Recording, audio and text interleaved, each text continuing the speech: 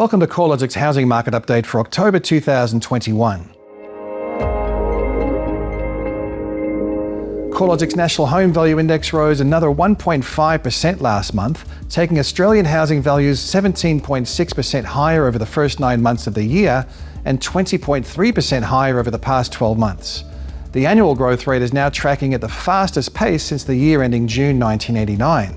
The monthly change in housing values remains positive across every capital city and broad rest of state region, with Hobart and Canberra recording the largest growth, while Darwin and the recently revised Perth Index recorded the softest growth conditions across the capitals. Across regional Australia, regional New South Wales, regional Tasmania and regional Queensland led September's capital gains. Although growth conditions remain positive, it is becoming increasingly clear the housing market moved past its peak rate of growth in March, when national dwelling values increased by 2.8%. Since that time, the monthly rise in values has eased back to 1.5%. The slowing in momentum can be attributed to higher barriers for non-homeowners, along with fewer government incentives to enter the market. With housing values rising substantially faster than household incomes, raising a deposit has become more challenging for most cohorts of the market, especially first home buyers. Sydney is a prime example, where the median house value is now just over $1.3 million.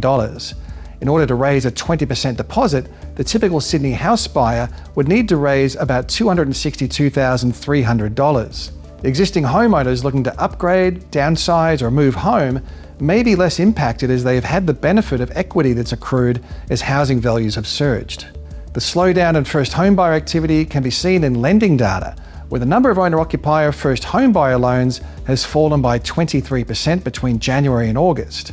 Over the same period, the number of first homebuyers taking out an investment housing loan has increased, albeit from a low base, by 43%, suggesting more first homebuyers are choosing to rent-vest as a way of getting their foot in the door. Despite worsening affordability, house values are still generally rising faster than unit values, a trend that's been evident through most of the COVID period to date, especially across the capital cities. Hobart and Darwin are the only capital cities where this trend has not occurred, with unit values rising 5.4 percentage points and 4.8 percentage points more than house values, respectively, over the past 12 months. The reason for this outperformance of the Hobart and Darwin unit markets looks to be quite different.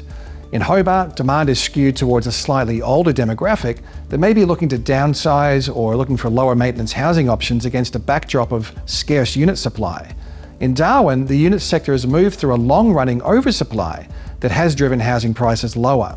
While the median value of a unit in Darwin is the lowest of any capital city, unit rents have surged 20.3% higher over the past year, driving gross rental yields to 6.9%. The stronger performance of house values relative to unit values is less obvious outside of the capital cities. The differential between annual house and unit growth rates in the combined capital cities was 12.3 percentage points in the 12 months to September, compared to a 1.9 percentage point difference across regional Australia. In fact, the September quarter saw unit values rising faster than house values across regional Australia. This is probably a reflection of stronger demand for downsizing options and holiday homes in popular coastal markets. Persistently low advertised supply remains a key factor placing upwards pressure on housing values across the country. In a positive sign, the trend in new listings added to the marketplace is now rising, albeit from a low base. Nationally, based on a rolling 4-week count, the number of new listings is up 28% since the recent low point in early September, taking the trend in new listings 3% above the 5-year average for this time of the year. Although new listings are ramping up, the trend in total active listings remains extremely low, continuing to reflect the rapid rate of absorption seen amidst high buyer demand. Nationally, total advertised supply levels are 28.1% below the 5-year average, and every capital city is recording a below average amount of advertised supply. While inventory levels remain low, the number of home sales is well above average. CoreLogic estimates the number of dwelling sales across Australia was 25.5% higher than the 5-year average and 41.9% higher year on year at the end of September. Such low levels of available supply, along with high demand, is keeping selling conditions skewed towards vendors. Nationally, homes are selling in 35 days, up from 29 days in April, and vendor discounting levels remained around record lows at 2.8%. Another factor pointing to strong selling conditions is the bounce back in auction clearance rates as restrictions relating to one-on-one property inspections were eased mid-month across Melbourne and Canberra. By the end of September, the combined capitals clearance rate had returned to 80.5%, its highest level since late March. Perth's Home Value Index was revised higher in September, with the refreshed series reporting an 18.1% annual gain in housing values. The strong annual capital gain comes as the monthly rate of growth consistently eases from a high in February of 2.7% to 0.3% in September. The slowing of the growth rate in housing values has occurred alongside a 10% reduction in the value of home lending since February this year, led by a 39% reduction in first home buyer lending. Stock levels remain low, tracking almost 27% below the 5-year average, but new listings added to the marketplace are now almost 7% above average as vendors take advantage of the strong selling conditions. Across the sub-regions of Perth, the annual rate of growth has ranged from a 13.6% rise in values at Armidale to a 21.8% lift in values across the Cottesloe and Claremont region. Overall, housing trends around Australia remain positive. Growth in housing values is being supported by an expectation that mortgage rates will remain at record lows for an extended period of time, while strong demand is occurring alongside persistently low advertised supply levels. This dynamic is changing as the barriers to enter the housing market become higher. Raising a deposit and funding transactional costs has become a significant challenge for some sectors of the market, especially first home buyers who haven't had the benefit of home ownership as a source of wealth. Another emerging risk factor is the potential for tighter credit conditions. Through late September and early October, we saw the Federal Treasurer endorse tighter credit policies for home lending. This is consistent with commentary from the Reserve Bank and APRA that they will be focusing on the quality of lending standards and trends in household debt.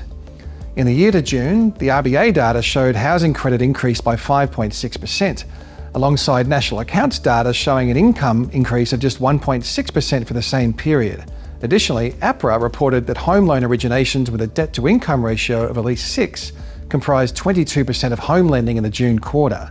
It's looking increasingly likely that any new credit restrictions will focus on minimising further accrual in household debt, specifically the housing component of household debt, and/or the lifting of minimum interest rate serviceability assessments. A further trend to watch will be how consumption patterns are impacted by a post-lockdown environment. High savings rates have likely been one of the key factors adding to housing demand throughout the pandemic, with the household saving ratio jumping to 22% through the June 2020 quarter amid harsh restrictions. With 70% vaccination rates triggering greater freedoms across parts of the country, households may return to more normalised pre-pandemic consumption patterns and spending, which could ease housing demand. Additionally, the coming months are likely to see advertised stock levels move higher. The spring selling season has been delayed to some extent by lockdowns in Sydney, Melbourne and Canberra. However, the recent trend has shifted towards a rising number of new listings. As demand becomes more constrained from worsening affordability and potentially tighter lending conditions, advertised stock levels may start to normalise over the final quarter of the year. This could take further heat out of the marketplace as buyers benefit from more choice and less urgency.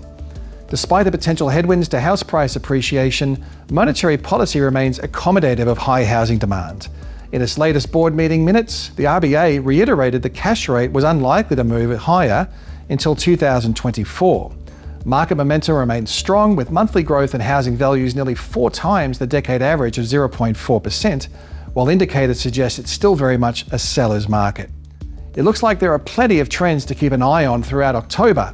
We'll have our next update out in early November, but in the meantime, you can keep up to date with the flow of housing market research at corelogic.com.au.